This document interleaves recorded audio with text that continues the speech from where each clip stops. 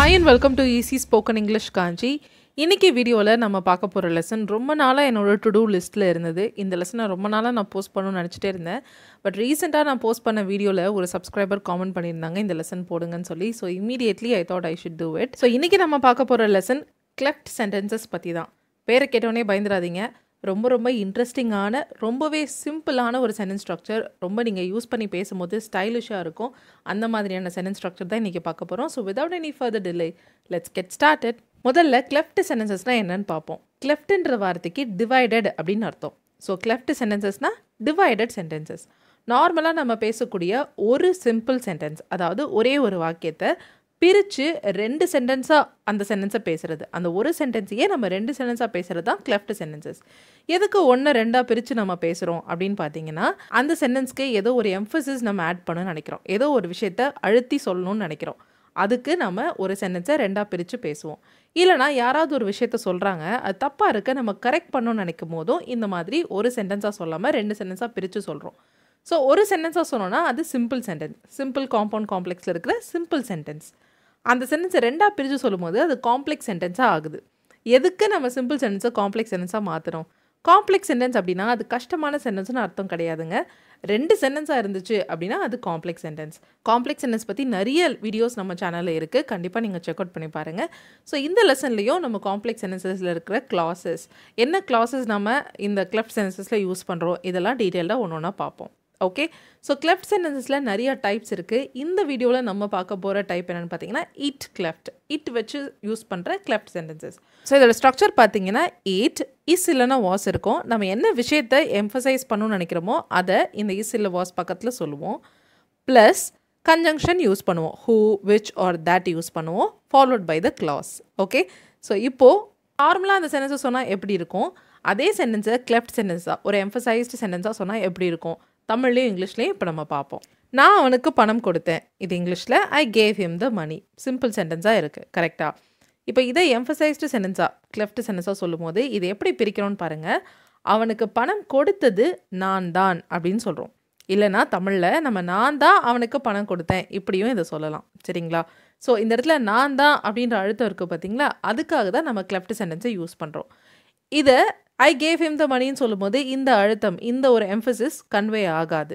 So இங்கிலீஷில் இதை cleft ஸ்ட்ரக்சரில் சொல்லும் போது தான் அந்த எம்ஃபசிஸ் கன்வே ஆகும். எப்படி சொல்லலான்னு பார்த்தீங்கன்னா, நம்ம ஸ்ட்ரக்சர் என்ன, it is or was something and followed by the conjunction and clause, right?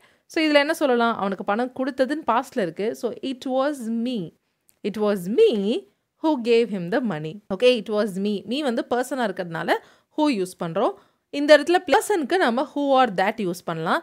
Places R திங்ஸ்க்கு நம்ம விச் ஆர் தேட் யூஸ் பண்ணலாம்.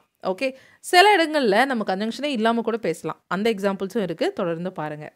ஆல்ரைட், ஸோ நான் தான் அவனுக்கு பணம் கொடுத்தேன் இங்கிலீஷில் எப்படி சொல்லணும், it was me who gave him the money. Okay, so இப்போ இதில் என்ன கிளாஸ் வந்திருக்குன்னு பார்த்தீங்கன்னா, இட் வாஸ் மீயை டிஸ்கிரைப் பண்ணி பக்கத்தில் ஒரு ஆட்ஜெக்டிவ் கிளாஸ் சொல்லியிருக்கோம். ஓகே, மீ பக்கத்தில் ஹூன்ற கன்ஜங்ஷன், என்ன டிஸ்கிரைப் பண்ணி ஒரு கிளாஸ் சொல்லியிருக்கோம். Who gave him the money, அவனுக்கு பணம் கொடுத்தது நான் தான். அதை தான் me who gave him the money. Okay, next example பாருங்கள். நான் தப்பு பண்ணிட்டேன், ஐ மேட் அ மிஸ்டேக். இதை எம்ஃபசைஸ்டாக கிளெஃப்ட் ஸ்ட்ரக்சரில் தப்பு செஞ்சது நான் தான், இல்லை நான் தான் தப்பு செஞ்சுட்டேன். இது எப்படி சொல்லலாம், it was me who made a mistake. இங்கே எந்த பார்ட்டில் எம்ஃபசிஸ் இருக்குது, இட் வாஸ் மீ நான் தான். நான் என்ன பண்ணேன்னா ஹூ மேட் அ மிஸ்டேக், நான் தான் மட்டும் சொல்லலை இந்த சென்டென்ஸில், நான் தான் தப்பு பண்ணேன், இல்லை தப்பு பண்ணது நான் தான். தமிழில் இது ரெண்டு விதமாகவும் நாம் சொல்லுவோம். இங்கிலீஷில் அதை it was me who made a mistake. Next one பாருங்கள். நேற்று மெசேஜ் அனுப்புனேன், I sent the message yesterday. நான் நேற்று மெசேஜ் அனுப்புனேன், I sent the message yesterday. நேற்று தான் நான் மெசேஜ் அனுப்புனேன், இல்லைனா நான் உனக்கு மெசேஜ் அனுப்புனது நேற்று, நீ இன்றைக்கி வந்து அதுக்கு பதில் அனுப்புகிற அப்படின்னு சொல்லுவோம் இல்லையா. நான் உனக்கு மெசேஜ் அனுப்புனது நேற்று அப்படின்னு சொல்கிறோம். ஸோ நேற்று அப்படின்றது தான் இங்கே எம்ஃபசைஸ் பண்ணணும்னு நம்ம நினைக்கிறோம் இல்லையா. ஸோ அதை எப்படி சொல்லலாம், it was yesterday I sent the message. நேற்று தான் நான் உனக்கு மெசேஜ் அனுப்புனேன், இல்லை நான் உனக்கு மெசேஜ் அனுப்புனது நேற்று. ஆக்சுவலி இந்த சென்டென்ஸில் பாருங்கள், நம்ம ஸ்ட்ரக்சர் படி இட் வாஸ் சம்திங் வந்துருச்சு, பக்கத்தில் கன்ஜங்ஷன் கிளாஸ் வரணும். பட் இந்த சென்டென்ஸில் கன்ஜங்ஷன் நம்ம போடலை. அப்போ எப்போ நம்ம கன்ஜங்ஷன் போடாமல் எழுதலான்னு பார்த்தீங்கன்னா, அந்த சம்திங் பக்கத்தில் டைரெக்டாக வேர்ப் வந்துச்சுன்னா கண்டிப்பாக நீங்கள் கன்ஜங்ஷன் போடணும். ஓகே, ஹூ, விச், தட் ஏதாவது ஒன்று போடுவோம். இங்கே பக்கத்தில் ஒரு சப்ஜெக்ட் வந்திருக்கு கரெக்டாக. ஸோ இதுக்கு முன்னாடி பார்த்த எக்ஸாம்பிள்ஸில் who made a mistake, who gave him the money, who பக்கத்தில் டைரெக்டாக வேர்ப் வந்துச்சு கேவ் மேடுன்னு சொல்லி. அங்கே நீங்கள் ஹூன்ற கன்ஜங்ஷன் போட்டு தான் ஆகணும். ஓகே, ஆர் ரெஸ்பெக்டிவ் கன்ஜங்ஷன், என்ன கன்ஜங்ஷன் வரணுமோ அதுக்குண்டான கன்ஜங்ஷன் நீங்கள் போடணும். பட் இங்கே ஐ அப்படின்ற சப்ஜெக்ட் வந்திருக்கு கரெக்ட். ஸோ இங்கே நீங்கள் கன்ஜங்ஷன் இல்லாமலும் சொல்லலாம். நெக்ஸ்ட் எக்ஸாம்பிள் பாருங்கள். உனக்கு மண்டே அன்னைக்கு கால் பண்ணேன். Okay, I called you on Monday. Monday அன்னைக்கு தான் நான் உனக்கு கால் பண்ணேன், இல்லை கால் பண்ணது மண்டே அன்னைக்கு. ஓகே, எப்படி சொல்லலாம் கிளப்ட் ஸ்ட்ரக்சரில்? It was on Monday I called you, இல்லை that I called you. So இப்போ பாருங்கள், சம்திங் பக்கத்தில், சம்திங்கிற இடத்துல இங்கே மண்டே இருக்குது. மண்டே பக்கத்தில் ஒரு சப்ஜெக்ட் வந்திருக்கு, டைரெக்டாக வேர்ப் வராமல் சப்ஜெக்ட் வேர்ப் தான் வந்திருக்கு. ஸோ இங்கேயும் நீங்கள் கன்ஜங்ஷனை அவாய்ட் பண்ணிக்கலாம். ஓகே, போடணும்னு நினச்சிங்கன்னா தட் போடலாம். It was on Monday that I called you. Alright, next example பாருங்கள். நீ என்னோட அப்பா கிட்ட ஃபோனில் பேசின. You spoke to my father on the phone. இதை எம்ஃபசைஸ் பண்ணி எப்படி சொல்லலான்னா, எங்கள் அப்பா கிட்ட தான் நீ ஃபோனில் பேசின, நீ ஃபோனில் பேசினது எங்கள் அப்பா கிட்ட தான். இப்போ ஒருத்தவங்க சொல்கிறாங்க, நான் உங்கள் அண்ணன் கிட்ட ஃபோனில் பேசினேனே அப்படின்னு சொல்கிறாங்க. ஸோ இது நீங்கள் கரெக்ட் பண்ணணும்னு நினைக்கிறீங்க. இது ஒரு எம்ஃபசைஸ் இல்லாமல் கரெக்ஷன் கூட நம்ம யூஸ் பண்ணலான்னு சொன்னேன் இல்லையா கிளப்ட் ஸ்ட்ரக்சர். ஸோ இங்கே நீ ஃபோனில் பேசினது எங்கள் அண்ணன் கிட்ட இல்லை, எங்கள் அப்பா கிட்ட தான் நீ ஃபோனில் பேசின, இல்லை நீ ஃபோனில் பேசினது எங்கள் அப்பா கிட்ட தான் அப்படின்னு சொல்லணும். ஓகே, இது எப்படி சொல்லலாம்? It was my father you spoke to on the phone. Okay, it was my father, பக்கத்தில் சப்ஜெக்ட் வந்திருக்கு இல்லையா, வேர்ப் வரல. ஸோ இங்கேயும் நீங்கள் கன்ஜங்ஷன் அவாய்ட் பண்ணிக்கலாம். It was my father you spoke to on the phone. You spoke to my father on the phone, இது simple sentence. Cleft sentence, it was my father you spoke to on the phone. Next example. அவள் என்னோட பர்ஸை எடுத்தா. She took my purse. அவள் எடுத்தது என்னோட பர்ஸை, இல்லைனா என்னுடைய பர்ஸை தான் அவள் எடுத்தா. ஸோ இது எப்படி சொல்லலாம்? It was my purse she டுக். இங்கேயும் பர்ஸ் சம்திங்கிற பிளேஸில் பர்சன் வந்திருக்கு, பக்கத்தில் சப்ஜெக்ட் தான் வருது, டைரெக்டாக வேர்ப் வரல. ஸோ இங்கேயும் நீங்கள் கன்ஜங்ஷன் அவாய்ட் பண்ணிக்கலாம். நெக்ஸ்ட் பாருங்கள், கொஸ்டின்ஸ். இந்த கிளப்ட் சென்டென்சஸே நம்ம கொஸ்டின் ஃபார்மில் பார்க்க போகிறோம். அடுத்து நீ தான் பெர்ஃபார்ம் பண்ண போறியா, R you going to perform next. அடுத்து பெர்ஃபார்ம் பண்ண போகிறது நீ தானா, இல்லைனா நீ தான் அடுத்து பெர்ஃபார்ம் பண்ண போறியா. எப்படி சொல்லலாம்? Is it you, is it you who is going to perform next. Okay, மேலே எப்படி இருந்தது? Are you going to perform next, emphasized sentence. Is it you who is going to perform next. Alright, next இன்னொரு question பாருங்கள். இன்னொரு question cleft sentence. நேற்று night call பண்ணியா? Did you call last night. நேற்று night call பண்ணது நீதானா, இல்லை நீ தான் நேற்று நைட்டு கால் பண்ணியா. Was it you who called last night. Was it you who called last night. Swathi மீட்டிங்க்கு வராளா. Is Swathi coming to the meeting. மீட்டிங்க்கு வர்றது ஸ்வாதியா, இல்லை ஸ்வாதி தான் மீட்டிங்க்கு வராளா. இங்கே நம்ம எம்ஃபசைஸ் பண்ணுற பார்ட் ஸ்வாதி கரெக்ட். அப்போ அதை எப்படி சொல்லலாம்? Is it Swathi, is it Swathi who's coming to the meeting. So ஃப்யூச்சராக இருக்கிற சென்டென்சஸ்க்கு நம்ம இஸ் யூஸ் பண்ணுறோம், பாஸ்ட்டுக்கு நம்ம வாஸ் யூஸ் பண்ணுறோம். ஓகே, நெக்ஸ்ட் ஒன் பாருங்கள். டாம் ஜாடியை உடைச்சானா. Did Tom break the vase. ஜாடியை உடைச்சது டாம் தானா, டாம் தான் ஜாடியை உடைச்சானா. Was it Tom, was it Tom who broke the vase. Okay, next one பாருங்கள். கேர்ள்ஸ்க்கு இது பிடிக்கல. The girls don't like it. கேர்ள்ஸுக்கு தான் இது பிடிக்கல அப்படின்னு சொல்கிறோம். இட் இஸ் த கேர்ள்ஸ், ப்ளூரலில் இருந்தாலும் நம்மளோட ஸ்ட்ரக்சர் படி இட் இஸ் இல்லை இட் வாஸ் தான் யூஸ் பண்ணணும்.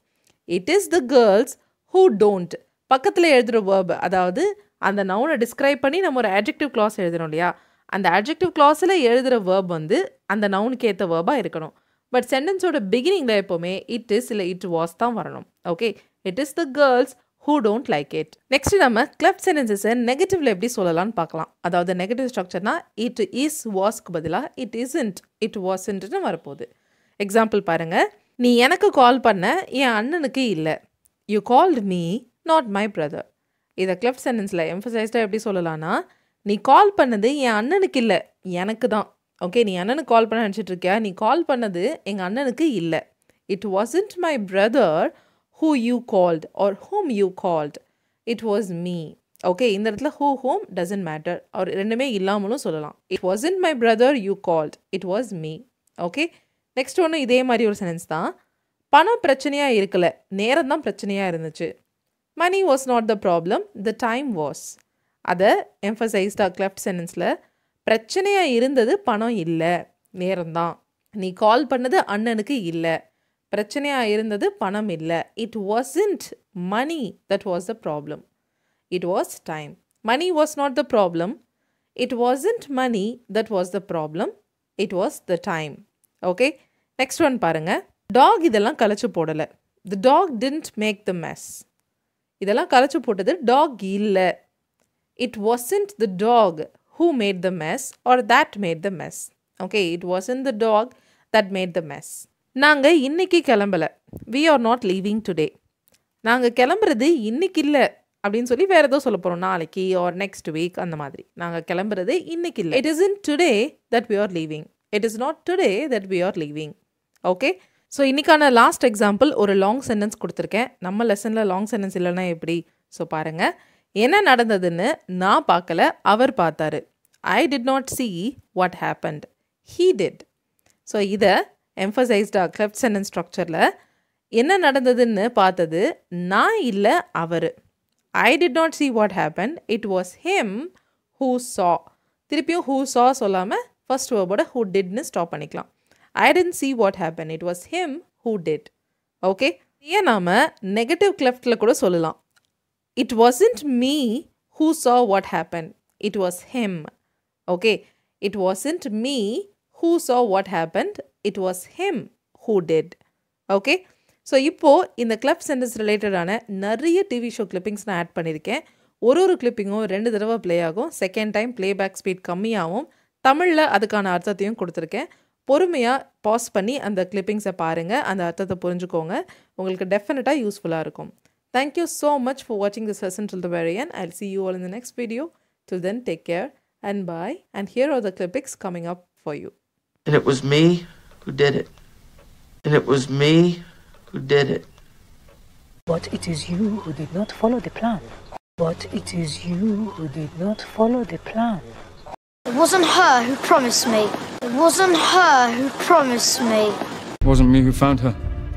It wasn't me who found her. She said you must be sure to know that it wasn't her who sent it. She said you must be sure to know that it wasn't her who sent it. Was it you who told me that she was possibly in a coma? Was it you who told me that she was possibly in a coma? Was it me you wanted to see or Edna? Was it me you wanted to see or Edna?